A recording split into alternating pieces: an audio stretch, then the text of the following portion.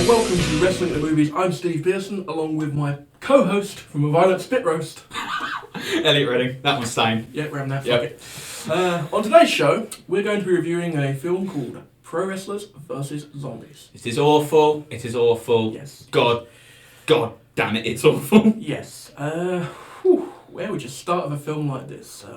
You would start by thinking it would actually turn out somewhat decent being a wrestling fan for the sheer fact of the names of people that appear in this film.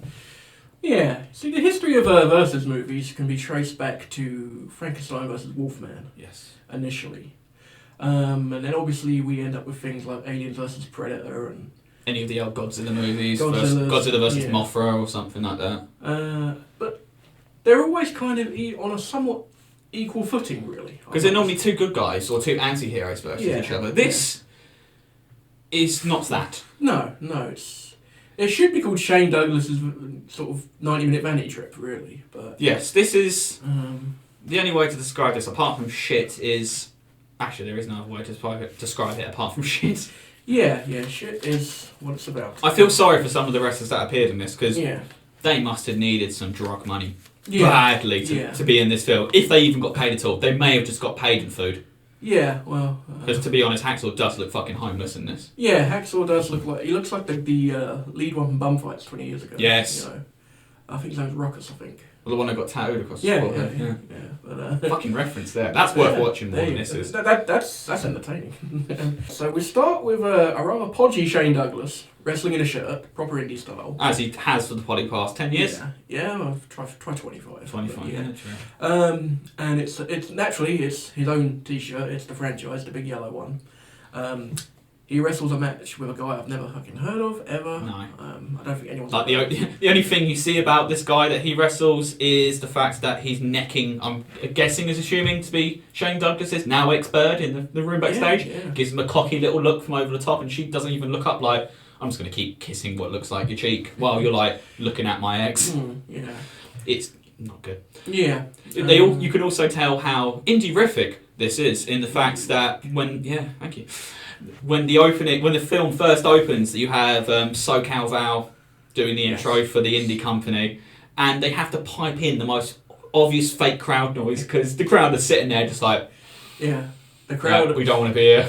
The trouble with wrestling films is when they're on the independent ones, they can never quite get a crowd to assemble. And this is very indie in the sense of this is what the family, like the mum takes the 4 kids out to just to keep them quiet for a couple of hours. Yeah. This isn't. This is not a fed where actually proper wrestling is done. Apart from they do show a few clips on the actual wrestling show, and the only person of note really that actually does have a decent match is Facade, indie wrestler, who does appear in this. And I'm pretty sure he did show up in the NWA, the most recent version of the NWA. He's on one of their shows, and he is good. He should have got a break a long time ago, but fucking good. Yeah, Shane has a match. He kills the guy with a pile driver. I don't know. Is it an accident? Because later in the film, they do make the point of saying, "Oh, he just didn't tuck his head." It's controversial, isn't it? It's like the amount of necks AJ's broken with the Styles Clash. Hence why it's a banned move now. Shane Douglas hasn't actually killed anyone in the match, but he's definitely put a few people to sleep over the years. Oh, I don't know. He tried to kill Gary Wolfe. Do you know, as I understand it, that match is still going on now. Yes, it is. They make reference to it in this match as well. He does make a point of it when he's talking to the promoter up later on. I think it is one of the scenes after this match where he's talking to the promoter about having one more match. If you are a fan of Shane Douglas, then this film might appeal to you, but... You may hate him by the end of it. Yeah. It may change your opinion on the franchise. Yeah, no Deep Purple, obviously. Can't afford that. So that's out the window. Yeah. They seem to have one band who was probably like the director's mate who says you can use our music. Yeah. The promoter is some little beardy fellow who looks like a Fraggle. Extreme Rising? I'm pretty sure was the name of the company, which I'm pretty sure was actually the name of Shane Douglas's friend, ECW reboot. One of his many ECW reboots, yeah. Like the same one that he did where Sabu got so fucked up backstage that they had to call an ambulance. Did Shane throw down the belt again? He seems like doing that on indie shows, I've noticed. Oh, yeah. But anyway, his dad isn't up there anymore, anyway. No, it's a lot of them probably are. If not, Shane's fucking joining them. Yeah, I think. So yeah, we go on from there. The promoter's a little scraggly, but he looks like that little chap in AAW with the no legs. I don't know his name. I know who you mean, but that's harsh, because that guy's decent. That guy's in shape. Happy McNolegs, or Major Dang, or whatever his name was, Yeah, he looks like him, but isn't he? Majorly disabled. That can't say him. I can't say him. I'm sorry, because he's actually good. He speaks to some Irish fellow who... Is it Irish? Because it was that or Russian. I wasn't sure what he was going for. The main bad guy's awful. He hands over... They have the bad guy has a meeting with the promoter, and I'm not... Well, fuck it, we're spoiling this thing anyway. Sure. The bad guy turns out to be the brother of the guy who Shane Douglas killed with a tombstone. It's like Die Hard 3, It turns out to be Hans Gruber's brother. It's Shane Douglas the Revengening. Yes, the Revengening. But the bad guy hands over this promoter the most fucking shittest amount of money. What, about £1,000, wasn't it? Not even that. It's about $1,000 or ish, basically. I don't know. It's either very high bills, so it's actually more than it looks, or it's like whatever they could just get out of an ATM. Yeah. But it's not even fake money. It's like tiny wads of cash. And the names he rattles off, they goes, for this amount of money, you could book Matt Hardy. I could get you Kurt Angle. Like, what the fuck? Like, I know this is Matt Hardy during his, I believe to be ROH era and like Scum and all that, so he's probably not fucking high on the Titan pole of getting names. And yeah, you probably could get Hacksaw Jim Duggan for fuck all, as long as he can sell his own merch at the same time. Yeah. But then fucking all of these people, it's just like Roddy Piper has more self-respect and probably used to charge a little bit more for them. I can't imagine anyone in the film got paid $1,000. No, this is a word of mouth. Someone put a word in. Yeah. Someone was... Anyway, they went with that. The promoter, right, the bad guy, I think should have been paid by Father James Mitchell. That would at least mean something decent. Because it's his sort of thing. He plays a sort of undead necromancer type character that brings the dead to life. Get revenge on Shane Douglas. We have skipped over the scene where they have the slightly cute nurse. Oh yeah. The nurse in she's in an attainable way. Like you wouldn't have to get her drunk to take her home kind of way. She would be up for it. No, you only need to give that girl maybe one drink. No Rohypnol. No, you're laughing. No Rohypnol. Yeah. Maybe yourself afterwards, just to if you felt guilty, but nonetheless. Yeah, as a get out clause. Yeah, but she's for some reason walks outside of the hospital on a very fucking windy day to reapply her makeup. Doesn't make any sense to me either. No. And just out of nowhere, just gets jumped, taken. Like, somehow her nurse's outfit, a couple of buttons get undone. Yeah. Nice set life, it can happen. NHS cutbacks and everything, you know what it is. Yeah, the uniforms are shit. There you go, they are. And then she's just, her heart gets ripped out and the bloke just starts casually taking a bite out of it. Yeah, as you do. As you do when you're a Rohypnol girl, Yeah. Not that we're promoting that sort of thing. Full Freemasons. But yeah. Then we have a little bit later, Shane Douglas then goes into full-on vanity mode. Oh, it's amazing. Where, he sits down with the promoter. And he talks to the promoter about being stiffed on his money. For some reason, he just name drops everyone. Yeah, apart from Ric Flair. He name drops Vince having check. Your last check bounced, just like Vince's, just like Heyman's, just like Crockett's. Did he ever wrestle for Crockett? I know he was in WCW for a little bit. Probably just bubbling under, but I think he might have been in a really shit tag team, like on the way up then. He was with Johnny Ace for a bit. Like the blonde the dynamic dudes. They were skateboard enthusiasts, but didn't actually use the skateboards because neither of them knew how to use back in the time where like Jim Ross was still commentating for WCW kind of thing. Yeah, they didn't have shell suits, but they had like sort of day-glow shorts. But they looked bloody ridiculous. Oh, they did. They were a good team, but they looked bloody ridiculous and didn't really get over. I think that could be the closest connection to Jim Crockett. But so I'm guessing he went from that shit team to ECW. Because that's when he had the Dean Douglas gimmick just after that, and then comes back as the franchise. Yeah. Well, he was briefly in the Royal Rumble 91, as a blink and you'll miss. He had an Intercontinental run, didn't he, as well? Not a run, but... Well, he was given the belt, and then lost it the same night. Oh, the same night, was it? Fair enough.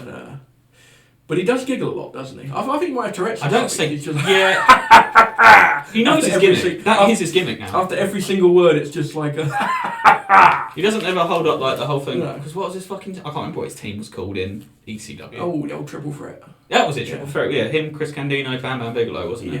Yeah. The nurse comes out of the room. She goes to some house. 3 guys turn up. They realise she's a zombie. She jumps on one. And the other sort of somehow gets attacked. The other guy then jumps straight through a pane of glass. Oh, no. They get the fight outside. Yeah. And then, oh my god, we got a zombie 3D. We do. We got a zombie 3D. But I just remember this guy jumping out and I thought... It was the fact that he gave it proper Devon as well. It's like, legs bent, fucking, come on cunt. I was sort of thinking the door was and just it's the fact there. the nurse was the one who did the cut apart. It's like, bam! The door was just there. Why'd you go jump straight through a window? Yeah. It's a bit much, you know. It probably cost more money to replace the pane of glass in that window than it does in the film. You know that was real. It's just like, oh fuck, Yeah, we've got to fix that now. Shane's parents have a nice house, I've noticed. Shane's parents, yeah, like a lovely place, you know. Yeah, like you can tell he only gets invited round to the one family occasion a year. So like, fine, you can see your nephew since he likes wrestling. Okay, Shane's coming round tonight. Oh fuck, really? Yeah. Is he still wrestling? Yeah, he's still wrestling. He's a target now, but yeah. Okay, he's got something going on. I think it's his sister-in-law. Like it says in this bit that it's she goes, oh, you going back to wrestling already? After what happened? He's like, yeah, I'm ready to go back. It's only been 6 weeks. You got over killing someone in 6 weeks. I think he was because he was necking off with your bird. I think he was bottling up personally. He must have been. Oh yeah, crying himself to sleep every night. PTSD probably. Like just hugging his picture of Ric Flair every night as he goes to sleep, saying why. All the Shane's family die. Yeah, spoiler. Yeah. We'll get to that bit later on because that's one of the only good bits of the film. Yeah. All the Shane's family get eaten by zombies. No, well, at first they get kidnapped. Yeah. Well, no, actually, they do get kidnapped. No, you're right, actually, right? No, most of them get killed. And then the only one that survives, they kidnap his nephew. It is his nephew, isn't it? They take the nephew. They do come back as zombies later. Yeah. Which is amazing. But if you go straight from that, it does cut to them all getting on the coach to go to this prison show. Yeah, they go to this prison show and. Which, to be honest, it was like, okay, it actually would be a cool place to hold. Yeah. A show. Yeah. On the bus, we get introduced to Piper Nuts. Piper. Yeah. Why are you in this film?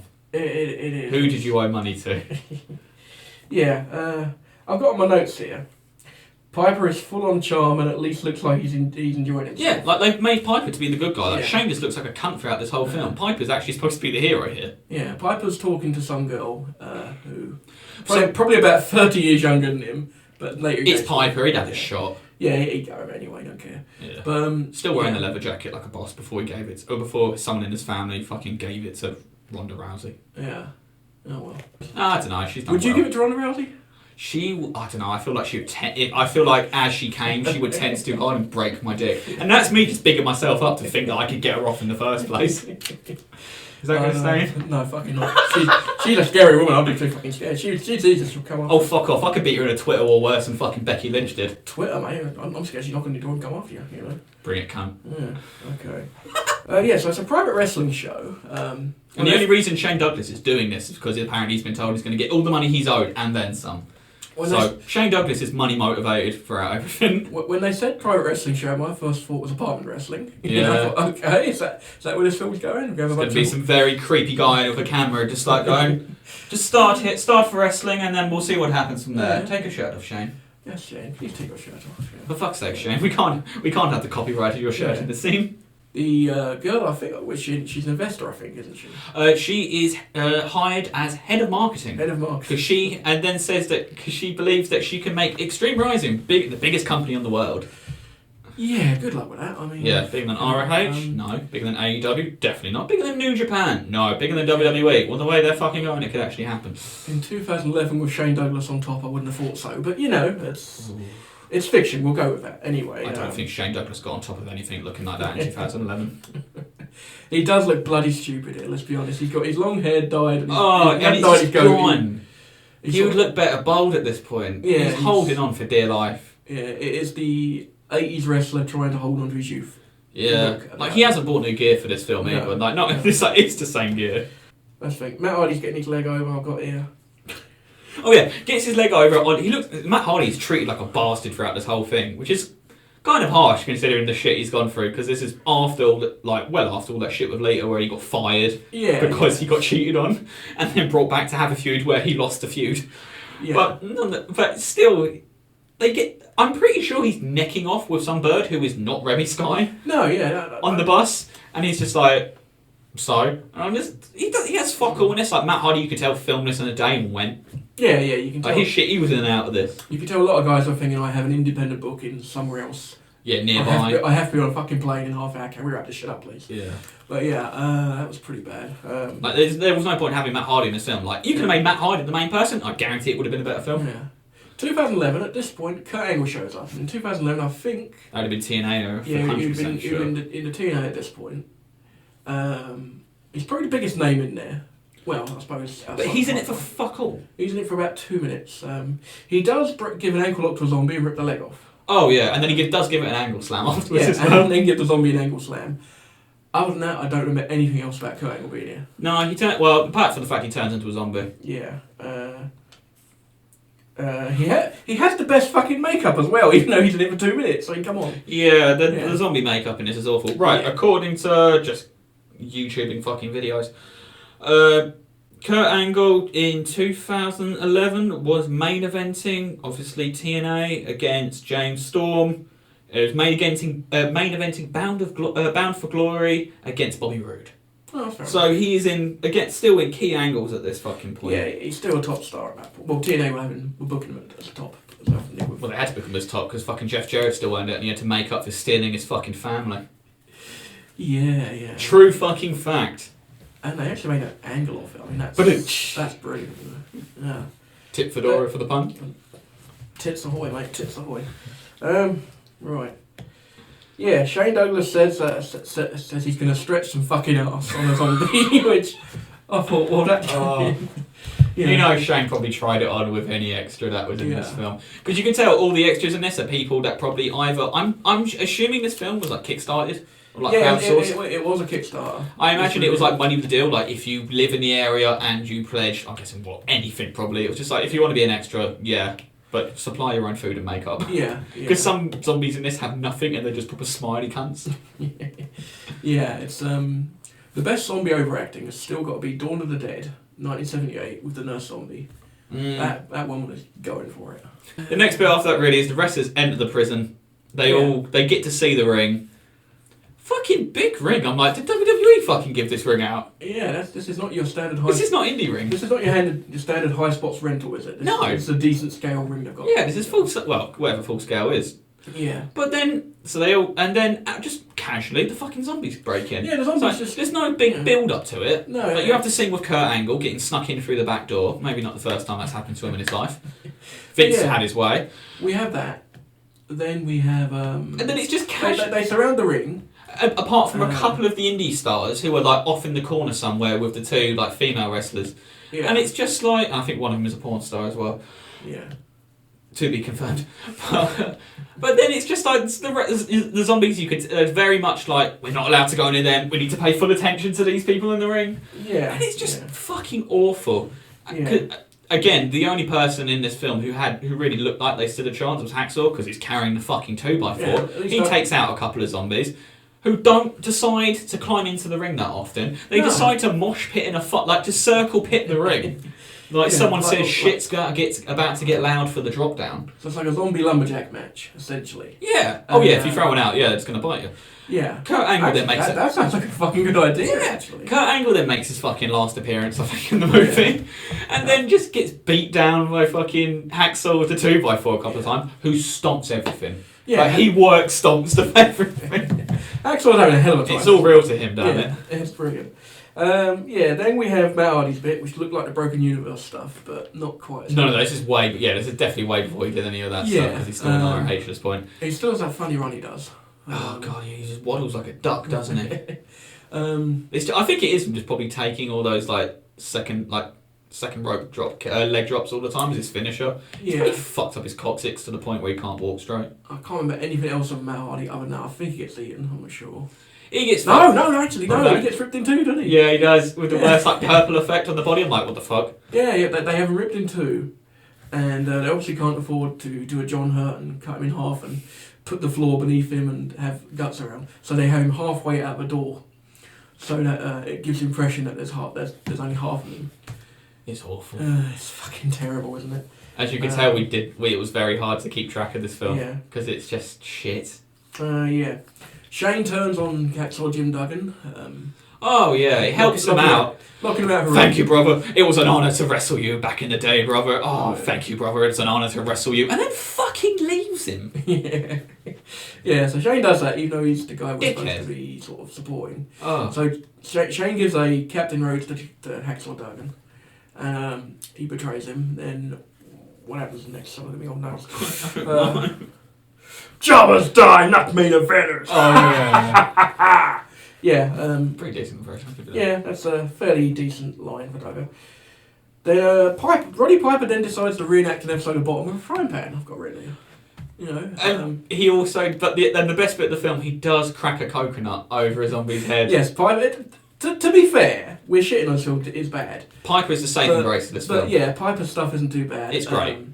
I think if this film had been a 20-minute YouTube short, it would have been at least. It's only an hour and 20 film. Yeah, but you could have got all your shit in 20 minutes. Oh yeah. This could have been like a telenovela 40-minute episode with 20 minutes of adverts. It did not need to be this fucking long. No, it really didn't. It really fucking drags. But yeah, Piper kills a zombie with a coconut, which is brilliant. You know. Yeah. Reference to him versus Jimmy Snooker. Yeah, that bit was good. Then after that, I'm trying to fucking think. It's gone. It's all gone. Yeah, he locks a zombie in a meat cabinet and uses a pencil to get the lock locked, basically. Yeah, and then it makes a reference to it's the only time I'm ever going to get the pencil. Yeah. Another reference to the fact that he even admits he was awkward to work with because he didn't like doing jobs for people. Sure. Hacksaw, actually, we then get a pretty good little scene. Hacksaw then goes back. Piper goes back and then kills zombie Hacksaw. Yeah. Which is actually quite decent. That was a moving moment. That was a moving little moment, and I thought that was, again, quite decent. Sadly, I think it all goes downhill for about here, doesn't it? Franchise uses the word indie-licious. Oh, fucking love that word. Yep. Indie-rific, indie-licious. Oh, they're all scrumptious words. He then uses a promo, basically. He then cuts a promo, I think, on your Irish fella, basically. Is this when they're outside now? And they've got outside the building now. They've got out the prison somehow. It's like, this is how Prison Break should have happened. Well, like cell block should have happened. But yeah, Piper and they get out the prison, and Piper then has let's have a look. Yeah. This is where Piper makes his reference to as iconic as Hulk Hogan. Yeah, they're both sparring off against the Irish fellow who should have been played by Jim Mitchell but wasn't. And they're sitting there and it's basically like, I'm an icon, just as Hogan. And you've got to get Hogan in there, for fuck's sake. Yeah, to be honest, the wrestling, it said like, just the general public, Hulk Hogan's more well known, but I'm sure to wrestling fans, Piper's fucking liked more. Oh yeah, at the end of the day, it's like they said in the old WCW, they wouldn't have loved you so much, they didn't hate me so much. Yes. So, Piper got people over. Piper gets bundled. Yeah. That's what it looked like. It didn't look like a zombie munchie scene. It looked like they like bite his arms. Like they don't really go after him too much. They're like, sorry, Mr. Piper. Yeah, it's like Piper gets bundled. Girl is about to get killed. Don't know the girl's name. No. Then Piper makes Piper makes the big comeback and kills most of the zombies. You get a lot of Piper's fight scenes. You get a really half decent it's very generic, but like bagpipe rock. Yeah. Thing over the top, and it's actually really good because they use it for the credits as well. They couldn't afford to Dropkick Murphys, but they got Murphy Dropkicks, which was a Dropkick Murphys cover band based out of Ontario, I imagine. After that we get Roddy Piper's big acting moment. It's like he's looking for an Oscar where he gives it the whole looking away far into space. It's like, kill me, don't kill me, I don't care anymore. Yeah. It's like he knew he had cancer even then. Yeah. Did he survive that or was that before? He survived it. He does make a reference to I survived cancer, I can survive this. Yeah. The rest of it... You didn't in the end though, did you? No. The rest of it is Shane Douglas's fucking vanity hour, basically. Yeah, this is the bit where Shane Douglas probably had like creative control. Creative fucking control! Didn't mention Ric Flair at any point. No, Shane gets his big acting moment where his family come back from the dead. There is nothing better than him grabbing his fucking... I'm guessing... It was his brother's wife, wasn't it? Yeah. And just sleeper hold, turns her around, sleeper, and shh. Yeah, we even get the, I'm surprised they didn't have the arm drop 3 times on the bitch, you know? She hulks up. Yeah. Hits the dusty elbow and he fucking finishes her off. Shane says the line of the film, "This is fucking ridiculous." I mean, yes, it is, mate. Jesus, yes, it is. You know.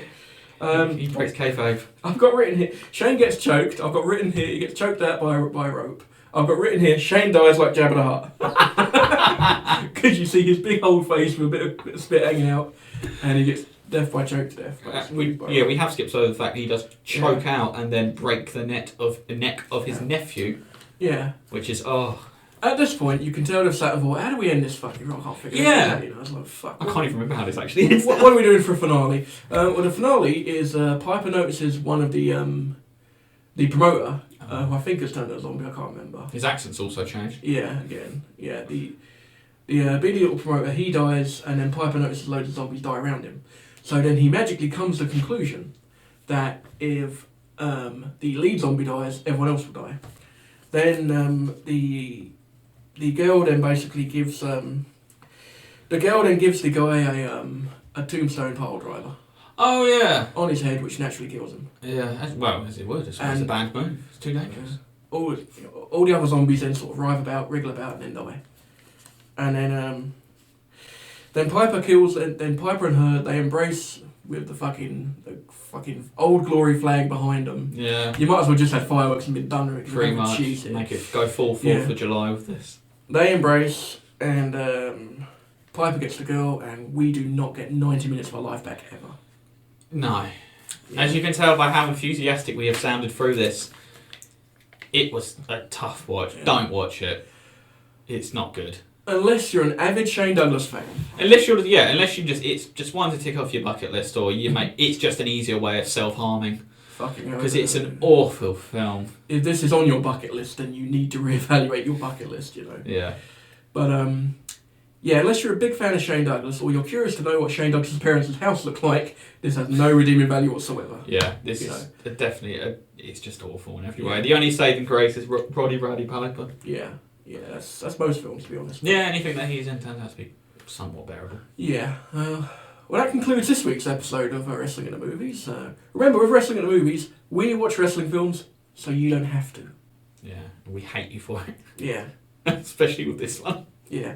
So, by all means, if you have to watch this film, if you really, really, really need to watch this film, I've seen it on eBay for £1.80. There you go. So, if you've got £2 to spare, go for it. Well, this concludes another episode at Wrestling at the Movies with me, Elliot Redding. And me, Stevie Pearson. Until next time. See you at the matches.